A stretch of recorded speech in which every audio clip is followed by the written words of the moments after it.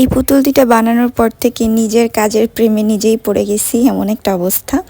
মানে এত প্রিটি আর এত কিউট, মাশাআল্লাহ। ছোট ছোট জিনিসগুলো না আসলে অনেক কিউট হয়। তো এই যে যেটা দেখতে পাচ্ছেন এটা হচ্ছে র্যাবিট। তো এটা আমি যে ইয়ার বেলুনগুলো সেল করতেছি সেইগুলোর সঙ্গে যাবে।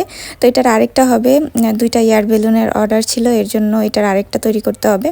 আর এই পিচকিলি ছোট্ট মেয়েটা আমার জন্য রেখেছি। মানে আমার হচ্ছে এমনিতেই মেয়ে বাবু বা মেয়ে পুতুল আমার খুবই ভালো লাগে।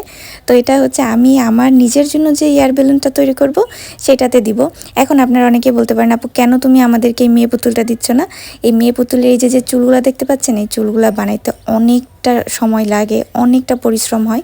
তো এমনিতেই এয়ার বেলুনগুলো আপনারা 1000 টাকাতেও নিতে নারাজ, আর তার ভিতরে আবার এই পুতুল ইম্পসিবল।